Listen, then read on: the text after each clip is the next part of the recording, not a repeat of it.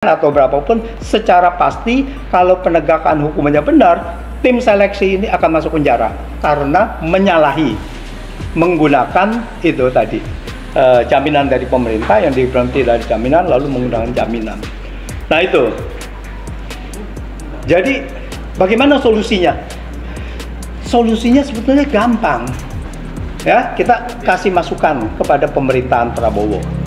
Solusinya adalah karena ini B2B, karena ini business to business, maka semua kewajiban keuangan harus bisa dibayar oleh project, oleh KCIC.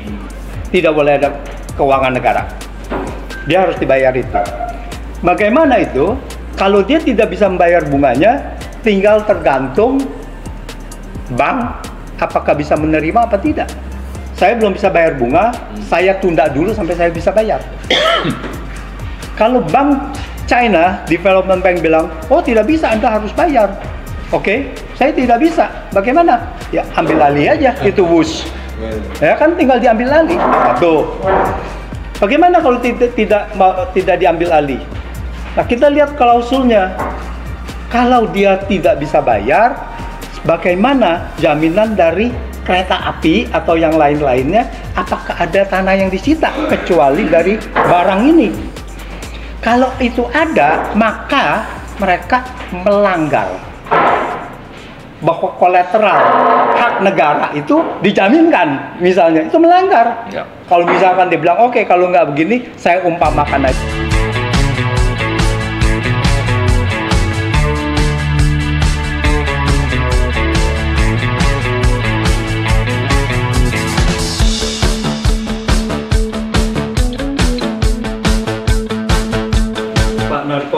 Pak Marwan, ini WUS ini udah dari awal sudah kita suarakan bahwa ini proyek yang akan bermasalah, proyek yang tidak layak untuk dijadikan proyek, apalagi setelah itu ditunjuk sebagai proyek strategis nasional. Tidak ada strategisnya dan sebagainya, tetapi ini pemaksaan oleh Presiden ketika itu, Jokowi, yang kalau kita lihat kemungkinan besar ini proyek ini ada markup, ada korupsi dan sebagainya. Nah sekarang permasalahan keuangan sudah mencuat. Bagaimana cara mengatasi ini? Apakah restrukturisasi akan bisa membawa proyek ini menjadi lancar lagi apa tidak? Pertama adalah kita lihat proyek ini memang tahun pertama dan tahun kedua ini masih rugi. Kalau ini rugi terus, siapa yang mau menanggung? Nah, kerugian yang paling besar adalah komponen bunga pinjaman. Bunga pinjaman proyek ini 2 triliun. Kalau kita bandingkan dengan proyek, kalau kita pada saat itu memenangkan dengan proyek Jepang, maka bunganya cuma 75 miliar. Bayangkan 75 miliar dengan 2 triliun. Nah ini yang memberatkan. Nah sekarang apa yang dimaksud dengan restrukturisasi? Saya dengar, saya membaca, dan salah satu adalah yang dikatakan oleh Luhut Binsar Panjaitan, kita sudah restrukturisasi dari 40 tahun ke 60 tahun. Ini siapa yang membisiki Luhut sampai seperti begitu? Karena ini adalah bukan solusi, ini adalah mereka yang tidak mengerti mengenai keuangan, dan terindikasi kalau ini adalah solusinya, maka ini jelas adalah yang membisik itu sangat bodoh sekali. Begini, kita ini belum bayar cicilan. Cicilan itu bayar baru 10 tahun setelah operasional. Nah, setelah kita bayar cicilan, kalau belum bayar cicilan dari 40 tahun ke 60 tahun, enggak mempengaruhi masalah kita punya proyek saat ini, yaitu pembayaran bunga. Nah, apa yang harus kita kerjakan restrukturisasi ini cuma satu hal, yaitu bagaimana mengurangi komponen bunga. Jadi bagaimana supaya tidak memberatkan. Dan kalau restrukturisasi kita ada membayar bunga dari APBN atau melalui Danantara, maka jelas bahwa saat ini ada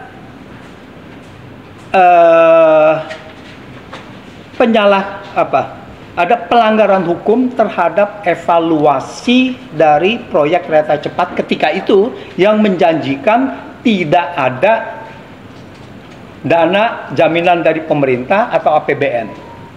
Jelas pada saat itu. Oleh karena itu, karena Jepang minta jaminan dari pemerintah, jaminan pinjaman dari pemerintah dan atau APBN, maka Jepang dikalahkan. Nah, ini adalah ketentuan kriteria yang mengikat bahwa tidak boleh ada jaminan, tidak boleh ada pembayaran dari APBN atau dari pemerintah. Karena kalau ini ternyata bisa dijamin, maka harusnya Jepang yang menang. Nah, kita sudah dalam 50 tahun ini, 10 tahun grace period kita bayar bunga, lalu kita bayar cicilan dan bayar bunga selama 40 tahun, kerugian negara dibandingkan proyek China dengan proyek Jepang, kerugian negara itu 4,5 miliar dolar. 4,5 miliar dolar itu setara kurang lebih 75 triliun. Dengan kurs 16.300. Tapi tahun depan mungkin kurs sudah 17.000. Tahun depannya lagi mungkin 17.500 gitu. Ini akan meledak. Sedangkan kita pendapatannya semua dari rupiah semua gitu. Nah, ini yang akan meledak. Nah, kalau ini dijamin dan kalau ini dibayarkan oleh pemerintah, maka tim seleksi yang memenangkan proyek ini dapat dipastikan telah melakukan kecurangan dan bisa 90% lebih 99% atau berapapun secara pasti kalau penegakan hukumnya benar, tim seleksi ini akan masuk penjara karena menyalahi menggunakan itu tadi jaminan dari pemerintah yang diberhenti dari jaminan lalu menggunakan jaminan. Nah itu. Jadi bagaimana solusinya? Solusinya sebetulnya gampang. Ya, kita kasih masukan kepada pemerintahan Prabowo. Solusinya adalah karena ini B2B, karena ini business to business, maka semua kewajiban keuangan harus bisa dibayar oleh project, oleh KCIC. Tidak boleh ada keuangan negara. Dia harus dibayar itu. Bagaimana itu? Kalau dia tidak bisa membayar bunganya, tinggal tergantung bank apakah bisa menerima apa tidak. Saya belum bisa bayar bunga, saya tunda dulu sampai saya bisa bayar. Kalau bank China Development Bank bilang, oh tidak bisa, Anda harus bayar. Oke, saya tidak bisa. Bagaimana? Ya ambil alih aja itu WUS. Ya kan tinggal diambil alih. Satu. Bagaimana kalau tidak diambil alih? Nah kita lihat klausulnya. Kalau dia tidak bisa bayar, bagaimana jaminan dari kereta api atau yang lain-lainnya? Apakah ada tanah yang disita kecuali dari barang ini? Kalau itu ada, maka mereka melanggar bahwa kolateral hak negara itu dijaminkan, misalnya itu melanggar. Ya. Kalau misalkan dia bilang oke, kalau nggak begini, saya umpamakan aja lah bahwa oke nanti saya bayar dengan tanah seluas begini atau dengan apapun itu proyek-proyek yang di tempat lain, ini melanggar, ini tidak boleh. Maka ini harus dibayar dari situ. Jadi mau tidak mau mereka harus menerima pembayaran bunga ini dari sisa atau residual dari cash flow dari perusahaan. Kalau cash flow perusahaan bisa cuman Nanti tahun depan mungkin jumlah penumpang sudah naik, ada tambah ada cash flow bertambah, yaitu misalkan tersisa 10 miliar buat bayar bunga. Oke, kita bayar 10 miliar. Terus ada berapa? Tahun depannya lagi menjadi 50 miliar. Kita bayar 50 miliar. Oke, tahun depannya lagi kita bayar lagi 60 miliar, misalnya ada lagi cash flow. Pendapatan dari kereta cepat ini sudah membaik, kita bayar lagi segitu. Tapi ada maksimumnya. Berapa maksimumnya? Saya mengusulkan sesuai dengan suku bunga yang ditawarkan Jepang, 0,1%. Artinya kalau dengan kurs 16.300, maka itu adalah 75 miliar. Itu maksimum, bukan 2 triliun gitu kan. Nah ini satu itu. Setelah itu baru dia bisa ini. Ini adalah solusi yang harus diambil oleh pemerintah, oleh siapapun itu, Menteri Keuangan atau dan antara. Yang kedua, dalam rangka restrukturisasi ini tidak bisa menghilangkan proses-proses yang diduga ada markup, ada korupsi dan sebagainya, dan ini harus diusut. Kenapa ini harus diusut? Seandainya ini ada benar dugaan masyarakat ada markup, maka markup ini adalah bukan tanggung jawab pemerintah, bukan tanggung jawab pemilik dari proyek ini, yaitu misalkan si konsorsium Indonesia yang 60%. Kalau ini ada markup, siapa yang melakukan markup? Ya, apakah pejabat tinggi lalu uangnya masuk ke situ? Dan kalau ada markup, itu pasti ada kerjasama dengan pemilik proyek. Kalau ada kerjasama pemilik proyek, maka bahwa proyek ini sudah diskualifikasi.